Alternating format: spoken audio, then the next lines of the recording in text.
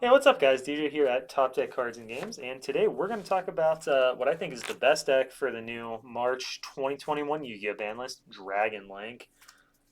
New list didn't touch the deck at all, so you literally can play the same 40 cards that you did a week ago. Well, I guess it's not new list time yet, not till Monday, but no, tomorrow? 15th, whenever that is. But we still should talk about the deck because there's definitely some things you can change. And in general, I think the deck was like known last format, but I don't think it was kind of in everyone's favor at the time. So let's just talk about the deck a little bit and how we're going to play that. First up, let's start with our hand traps. We've got three Ash Blossoms, two Nibiru's, three Cypher and Gamma, and then Driver to go with that. That's only 8 hand traps. I wouldn't mind playing 9 or 10, but you can't play too much air in the deck. It's kind of dangerous to have that many bricks. And because of some of the other stuff we're playing, I think 8 to 9 is kind of the best that we can do. And I think Gamma is just really good in this deck. It plays well with Chaos Space and lets you really get people when they try to Ash or Droll you when you're playing something like Chaos Space or Quick Launch. Ash Blossom is just really good catch-all card. It's good against every deck, or at least decent against just about every deck. And then Nibiru is pretty strong in the right situations, and it is a light to pitch to Chaos Space or banish for cards like the Chaos Dragons. Next up, we've got our Rocket Monsters. We've got 2 Rocket Tracers, 2 Rocket Synchrons, a Rocket Recharger, and an Abzerator Dragon that I'll leave with those. Uh, 2 Tracer, because it's just something that we had to cut down on to make space in the deck. It is really important card. You want to have it when you go for your full combo in general, access to it, whether that's in your hand or off of like Pisty or whatever you might need to do. But it's not a great card to see in multiples. It's not the card you ever want to use your normal summon on, and 2 seems to be enough. 2 copies of Rocket Synchron, like I already mentioned. Rocket Synchron is just an important card because it's a lower level monster, so you can get it with Needle Fiber. You can summon it off 1 for 1. It's also just really good in grindy games that extend past your early turns to get back another card from your grave and use that to kind of keep going. The 1 Recharger, which is just very important for your combos, is your level 4. It's also a really cute Striker Dragon. And Router, which isn't a rocket monster, but it searches them up off of Dragon Ravine. Router plus Chaos Space is also just like the best opening hand in the deck. It's not worth playing more than that because the card doesn't do anything on its own, but it's still pretty insane whenever you get there. Next up, we've got our normal summons. We've got 2 Chamber Dragon Maids, 2 Starleech Safers, and 1 Black Metal Dragon. Black Metal is kind of the strongest just on its own, but it doesn't do anything other than be a good normal summon. So we just have the 1 copy of it along with 1 for 1 to search it out. Plus just the situations where you can get it into play off of either Pisty or LP rather, or what is that card called? Seals on your opponent's turn. So you can get access to Red Eyes, Darkness Metal to give yourself kind of some longevity in the game. Uh, 2 Safer, it's next in line for strongest normal summon. Both these cards, what they do, by the way, that makes them such good normal summons in the deck, is give you access to 2 dragons on the board immediately. In the case of Black Metal, it's by turning itself into Striker and then getting Red Eyes, so that you can use that to make your Heretic Seals or your Romulus, whatever you might need to do. And in the case of Safert, it gets you the baby Chaos Dragons, White and Black Dragon, so that you can use them in order to do the same thing where you make Striker Dragon and then summon the other one to give you access to 2 different dragon monsters. Um, the reason Safert is a little bit better than Black Metal, in my opinion, is that there's situations where you would want to send this card to the graveyard for Dragon Ravine to buy back your Chaos Dragon Levianeer. It's a light, which you do need some lights in your grave in order to summon that Chaos Roller in some games. And same token, lights pitch better to Chaos Space because they can search Levianeer instead of just the baby Chaos Dragon. Our last normal summon are our 2 Chamber Dragon Maids. This card is the lowest impact as far as your combo goes, but it gets you an extra interruption whenever you have access to it by searching Dragon Maid Tidying. And I just think that's very powerful. It gives the deck a lot of great grind, and it makes it so you don't auto lose games to like Mystic Mine, not Chamber itself, but having access to Tidying. Already talked about Red Eyes, just a strong extender for Dragon decks. Then we've got Brotar and Levianeer. These cards are kind of a package together. You always want Brotar in these decks, just makes it so strong for you when you get your board wiped to let you play through Gamma, and it lets you obviously search for Levianeer. Levianeer lets you get a card out of your opponent's hand, or if you're going second, to blow up their board and play through everything, which is very powerful. You're never going to use the light effect in this deck. It's not like Chaos Thunder or Danger Thunder, where you used to be able to actually banish 3 lights, which was sick, but that's okay. This card also works really well with 1-for-1, which we wanted to play, and I think that's definitely worth the inclusion. And last monster slot in the deck is our 1 copy of Noctivision Dragon.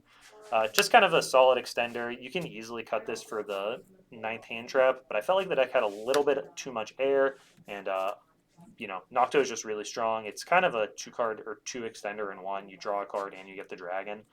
No guarantees that the card you draw is useful, obviously, but and the actual second effect on this card, if you guys haven't read this, it's kind of really interesting. It's if you can banish it from your graveyard to negate an effect that would target a face down card you can draw. This didn't come up in older. Sorry, that glare is real bad in that spot. This didn't come up in old versions of Dragon Link, but now that we have the Dragon Maid trap in the deck, it's actually kind of insane to prevent your opponent from being able to get rid of the trap early. Let's go to the spells now. First up is World Legacy Guard Dragon. I think this is actually one of the best spells in the deck. It's right up there with Chaos Space, but what this card does is let you either get a monster back to your hand if that's what you need, let you summon one back from your graveyard, and most importantly, it makes it so you don't need to get too fancy to have arrows that work for your LP or Pisty. You're able to just move them over so that they're in a zone where you can easily have the arrows working out to summon off your Guard Dragon combos.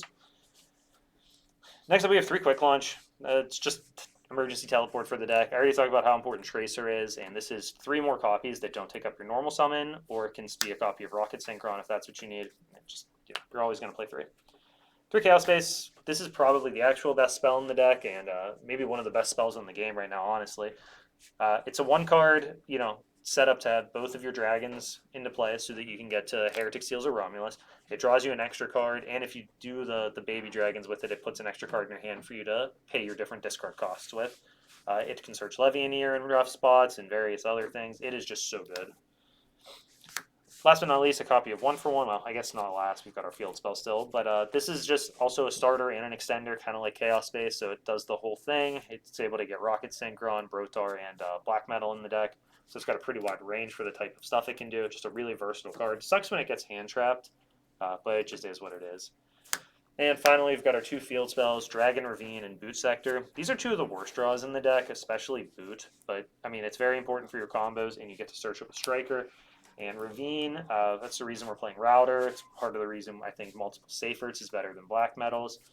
Just a really strong card. You can even pitch our trap card, Dragon Maid Tidying, to get an extra extender off of it if you need to. If your hand is kind of wonky or if you're battling through some hand traps, you can use Ravine to pitch this and bring back the chamber so that you can, get a little bit more aggressive. Oh yeah, this card just bounces a card on both players' fields. You have to return a dragon from your side and then another card from your opponent's. So that's the main deck. Like I said, there are 0 changes that had to be made to this deck since the last format. But I do think that the deck is just insanely good. I think it's the strongest combo deck right now. And the deck grinds like a control deck a lot of the time. It's just got so many resources and can make a big play out of nothing. So I think it's just really important to understand the deck and know what you're doing against it. Let's talk about our extra deck a little bit. I have 2 copies of Striker Dragon. Some people play 3. I don't think you need to play all 3 copies of it, mostly because you have World Legacy Guard Dragon to scoot stuff over, so you don't need as many extra arrows to point sideways. It is very important for grind games, but you can put it back with Chaos Space, and with Chaos Roller, you're going to be milling your Chaos Spaces more often, so you have more ability to put them back if necessary. The big thing with this card also, as far as like comboing, is that you're able to destroy something and then use Rocket Recharger's secondary effect, especially something back from your ban off of that. Next up, we have our Guard Dragons, LP and Pisty. I don't know how these guys are both still legal. LP's been like dodging the ban list for years now, but as long as they keep letting us play LP, I'm going to keep playing LP. I love this card.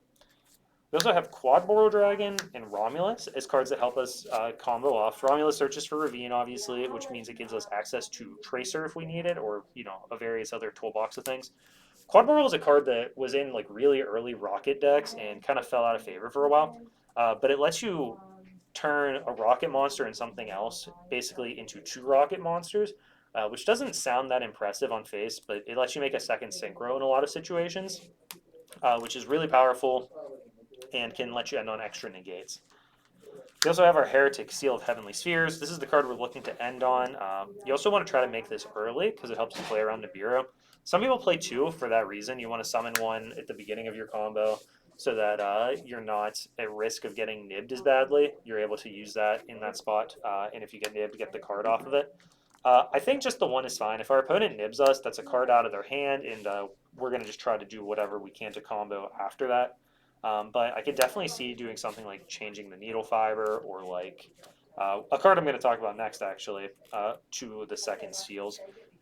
Needle Fiber is just another good extender. You know, it's a monster that summons you another piece to keep link climbing with. It gets you a tuner if you need that for synchro plays. And it makes it a lot easier to summon an Appaloosa while maintaining enough materials if that's something that you want to do. Last one for the Link 2s is this Beat Cop from the Underworld. This is a kind of a flex slot, I guess. I would consider the other 14 cards in this extra deck to be pretty set in stone, other than maybe Needle. I don't use this that much, but I know some people do. I like this card a lot because it's a dark, so you can use it after you've used Tracer's effect, so you can still summon this. It also only needs two monsters. It doesn't matter what they are, and it has the two downward diagonal arrows. So this means if you get nibbed, you get the token, and you get your monster off of seals. You can immediately make this, and if you have like a World Legacy Guard Dragon, you can extend from there. And I just think that's really helpful. I don't think it's 100% necessary. I have summoned this like twice ever in the time I've been playing the deck. But frankly, that is probably the same number of times I've summoned Needle Fiber. So, and I will never get this name fixed. I'm just never going to remember Halka-Fibrax. I am just not that smart, guys. We got our two big guys, Appaloosa and Boral Sword. Appaloosa is kind of, I don't want to call it win more, but normally for summoning it, it's in a game where you have gone buck wild with combos and your opponent hasn't really hand trapped you. I also find that I'm able to make this going second sometimes when I've already figured out that I can Boral Sword them for game, so I can get this out first and then have my Boral Sword go through uncontested. For our synchros, we've got, what is this called? Warlord Savage Dragon, Chaos Ruler, and Hot Red. This is a combo of guys you can see in play that you might remember from Danger Thunder. That board was obviously super oppressive. We don't have Colossus anymore, but we can do a lot of the same things. So it's very strong anytime you can get both of these hard negates on the board. Chaos Roller is a pretty sick card because it digs you through your deck for another piece of combo material. It also lets you get two bodies out of it, basically, since you can summon it back from the graveyard. So it kind of digs, combos, synchros for Hot Red. It just does it all, man. The card's insane. And because we're able to get that extra body in play, we're able to make number 68 Sanfond at the end of our combo. And this card makes it so your opponent can't special from their graveyard. And it also just gets freaking gigantic. It gets 100 for every monster in the graveyards. So you can just get this gigantic wall in play and that stops graveyard summoning. After you've kind of put up some negates and discarded a card from your opponent's hand while they have to play through a seal and maybe even potentially a Dragon Maid Tidying Bounce. It's just totally insane, actually. So definitely a really important card. Let's just talk about my side a little bit. I'm not saying this is the best side, the format just started, but I think a lot of these cards are kind of set in stone because the deck doesn't have a lot of flexibility, or rather not the cards, but the idea behind the slots. So just for instance, first we've got 3 Droll and Lockbirds and 3 Lancias. You need some more hand traps for when you're going second with the deck. I could even see an argument for playing up to 7 hand traps in your sideboard, but I think these 6 are pretty good right now. Lancia, especially because I think Dino is going to see an uptick in popularity.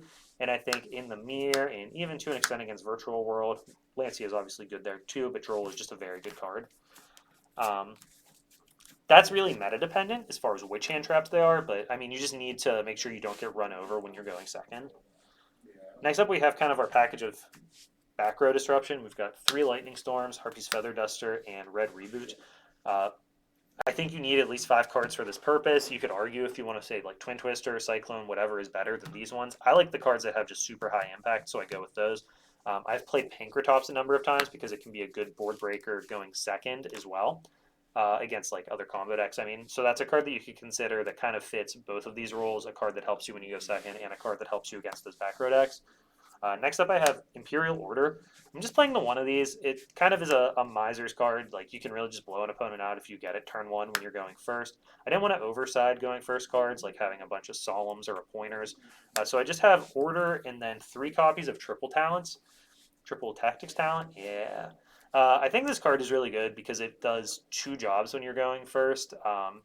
Whether your opponent hand traps you and you still have combo, you can get rid of their next hand trap. Or if they hand trap you and you need to find more gas, you can Pot of Greed.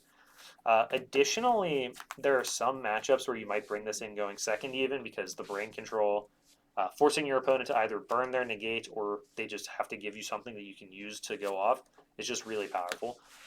So I think, like conceptually, you want at least 3 cards that are good to help you going first. I think you want at least these 5 cards, or 5 cards in general, that help you against back row decks. And you want around 6 or 7 hand traps. So, well, not hand traps either, going second cards. I'm kind of, mixing my words up there at that point. But, I think the sideboard is conceptually like where it needs to be, right? You need to play those types of cards and those types of ratios of them because you just don't have unlimited slots. But I think the meta will really dictate which cards in particular are right to use there. But yeah, that's Dragon Link. This deck is just insane. It was insane last format. They touched 0 cards on it because LP has dirt on somebody at Konami, so it's just never going anywhere. But I love LP. I love this deck, and you guys should definitely be playing it if you haven't tried it at least, because it's a deck that everyone's going to need to know if they want to do well in tournaments whenever that gets back to being a thing. So thanks a ton for watching, guys. We're going to talk about a lot of the other decks that I think are going to be top tier in the new format over time here. There is also an LCS this weekend. Oh gosh, Mask is coming up. And we'll probably talk about the decks that do well there in a video as well. Take a look at what happened, what the meta looks like. It's very early, so I don't think it's going to be really indicative of the whole meta, but I'm definitely curious to see what happens. If you've got questions, let me know down below. Thanks for watching, guys. We really appreciate it, and please hit that subscribe button.